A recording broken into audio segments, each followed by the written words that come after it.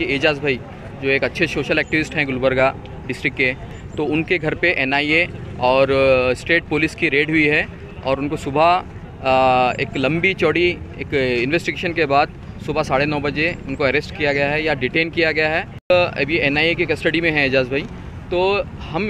As एक activist होने के नाते हम लोग ये बताना चाहते हैं, जो भी माइनॉरिटी कम्युनिटी से हो या दलित कम्युनिटी से हो या आदिवासी कम्युनिटी से हो या अदर बैकवर्ड कम्युनिटी से हो, इनको एक रूलिंग गवर्नमेंट ये है एक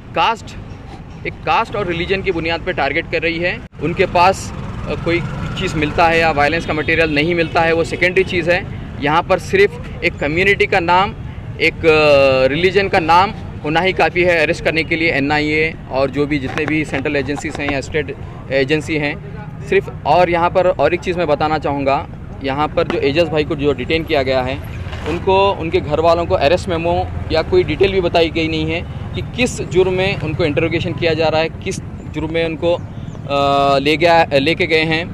सेंट्रल एजेंसीज। ये कोई डिटेल नहीं है। ये सीधा सुप्रीम कोर्ट की जो DK Basu versus state of West Bengal की जो गाइडलाइंस हैं उसका क्लियरली वायलेशन है। ऐसे बहुत सारे गाइडलाइंस हैं। तो हम जो गुलबर्गा के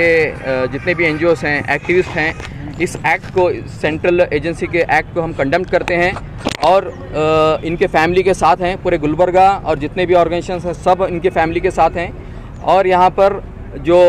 हमको जैसे उनके फैमिली ने बताया कि जो बच्चियों की शादी थी, उनके एक भतीजी एक भांजी की शादी थी, जो तैयारी चल रही थी यहाँ पर, जो 22 अक्टूबर 2022 को शादी थी यहाँ पर, तो उसका भी जो पैसा रखा गया था, बच्चियों की जो जहेज़ का सामान होना होता है, तो वो भी जो पैसा है सीज़ करके लेके गई है। और एजाज़ भाई के जो वालिद साहब जो यहाँ के मस्जिद आयशा टीपू सुल्तान चौक के जो मस्जिद है वहाँ के जो प्रेसिडेंट हैं, जो मस्जिद का हिसाब किताब जो रजिस्टर्ड होते हैं, वो पैसा और रजिस्टर्ड के साथ उनको पूरा जो है प्रॉपर्टी के पेपर जो भी पैसे ये सब सीज़ किया गया है, ये फैमिली का कहना है। तो इंशाल्लाह हम पूरे गुलबर्गा इनके साथ हैं। इनके साथ हम जो भी लीगल जो असिस्टेंट्स है, हम लोग पूरे गुलबर्गे के एनजीओस और सोशल एक्टिविस्ट मिलके इनको, इन फैमिली को और एजाज़ भाई को और ऐसे जो भी इनोसेंट जो एक्टिविस्ट को अगर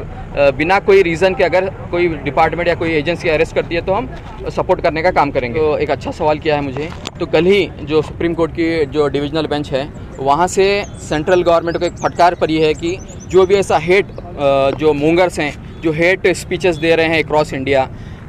जो एक पर्टिकुलर कम्युनिटी के अगेंस्ट, जो वहाँ पर गवर्नमेंट म्यूट स्पेक्टर मतलब एक मुक्का एक बहरे बन के बैठी हुई है, कोई एक्शन नहीं लिया जा रहा है वहाँ से। तो सुप्रीम कोर्ट की भी फटकार पड़ी है और ये सीरियस कंसर्न है क्योंकि रूलिंग गवर्नमेंट उनकी है। मैं सभी ऐसे जो भी सोशल एक्टिविस्ट हैं, जो सोशल सेक्युलर लोग हैं, उनसे मैं रिक्वेस्ट करता हूँ कि ये जो रूलिंग गवर्नमेंट है पर्टिकुलर कम्युनिटीज़ को टारगेट करने का काम कर रही है। एक्चुअली ये गवर्नमेंट का काम होना चाहिए कि हम जो कंट्री को आगे बढ़ाएं, कंट्री के लिए डेवलपमेंट, हेल्थ जो है अपना जो डिफेंस के ऊपर, जो चाइना का भी अभी देख सकते हैं आप, वो इंट्रूजन वो अंदर घुसे ही जा रहा है, तो उसके ऊपर कोई एक्शन नहीं लिया जा रहा है। एक पर्टिकुलर इंडिया में ही अपने ही लोगों को मार के कोई देश आगे नहीं बढ़ सकता। तो इनको चाहिए कि